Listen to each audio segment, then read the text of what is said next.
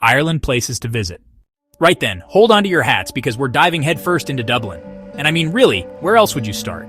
It's the absolute beating heart of the Emerald Isle, a city that manages to be a sprawling modern capital and a cozy, familiar village all at once.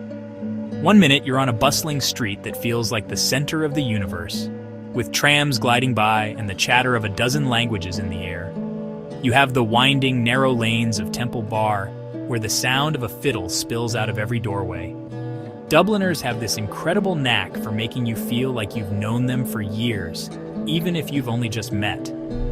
You can't come to Dublin and not pay your respects at the Guinness Storehouse. Then you walk into the long room library and you just have to stop and gasp. All right, take a deep breath because we're leaving the city behind and heading for something truly epic, the Cliffs of Moher. The moment you walk up that path and the full panorama opens up before you, it properly takes your breath away. It's this sheer colossal wall of rock, plunging hundreds of feet straight down into the wild, churning Atlantic Ocean. It's the cry of the thousands of seabirds, puffins, guillemots, razorbills that make their homes in the nooks and crannies of the cliff face.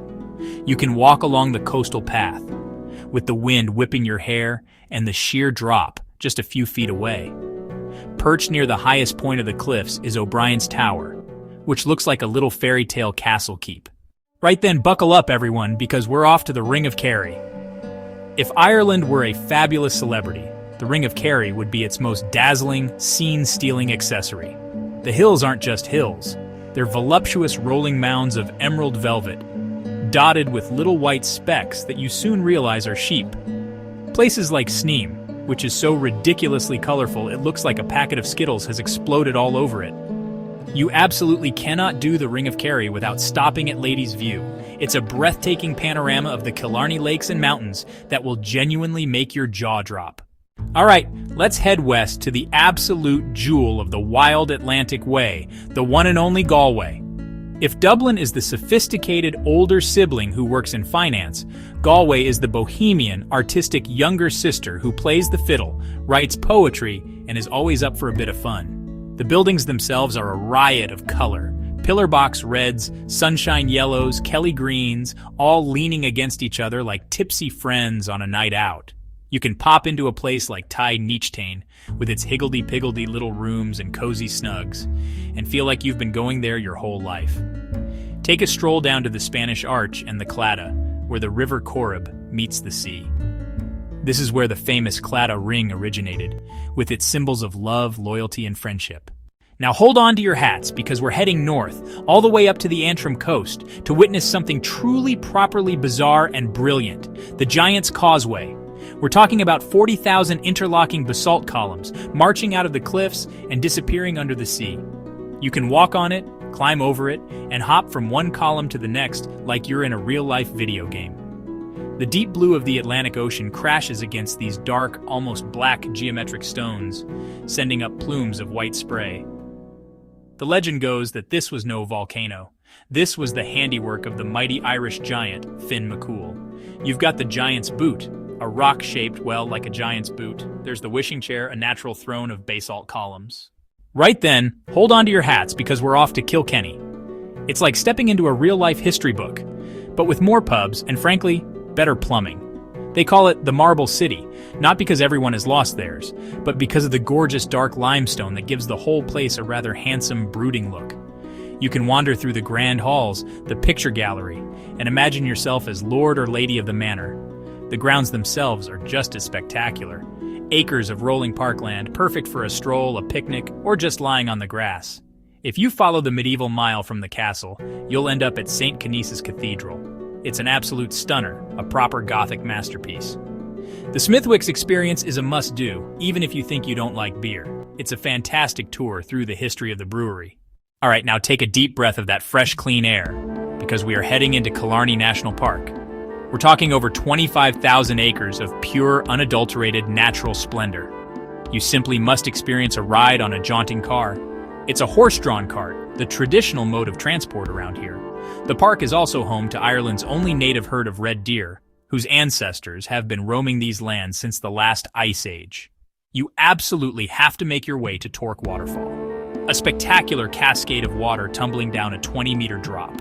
Another absolute gem nestled within the park is Muckross House and Gardens. This is a magnificent Victorian mansion. Right, buckle up buttercups because we're heading for the Dingle Peninsula, a finger of land that juts defiantly into the wild Atlantic Ocean. The main event here is the Sleehead Drive, a circular route that clings to the coastline, offering up one jaw-dropping view after another. One of the most iconic spots along the drive is Dunquin Pier. It's a narrow, winding path that zigzags its way down a sheer cliff face. You'll see the Blasket Islands rising out of the sea like sleeping giants. These islands were once home to a unique community of Irish-speaking storytellers. After all that wild, windswept drama, you'll be ready for the cheerful embrace of Dingletown itself. It's an absolute riot of color. The harbor is the heart of the town, bustling with fishing boats, sailing trips, and the general happy hum of people enjoying themselves. Right then, hold on to your hats, because we're off to County Cork, to a place that's practically a rite of passage. It's Blarney Castle. It's more than just a pile of old stones, darling. It's a fortress of flattery, a citadel of sweet talk. The legend goes that if you give this particular slab of limestone a little smooch, you'll be blessed with the gift of the gab. You have to lie on your back, hold on to some iron railings for dear life, and lean backwards over a rather terrifying drop. The castle is set within the most magnificent gardens you could ever hope to wander through. We're talking 60 acres of pure botanical bliss. Tucked away behind the castle battlements, you'll find a collection of the world's most dangerous and toxic plants. Now, for our final destination, we're leaving the mainland behind and taking a trip back in time. We're heading out into the wild Atlantic to the legendary Aran Islands. Sitting at the mouth of Galway Bay, these three rocky outcrops are a world unto themselves.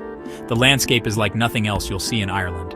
A stark, beautiful tapestry of limestone rock, crisscrossed by a labyrinth of ancient stone walls. This is the home of the famous Aran sweater, a masterpiece of intricate knitting, with each family clan having its own unique pattern. The largest of the islands, Moher, is home to one of Europe's most magnificent prehistoric stone forts, Dún Angasa. Standing there, with the wind whipping around you and the waves crashing far below, you feel a powerful connection to the ancient people who built this extraordinary stronghold. And there we have it. What a whirlwind tour of the Emerald Isle. From the buzzing streets of Dublin to the wild, windswept cliffs of the Aran Islands, we've seen it all.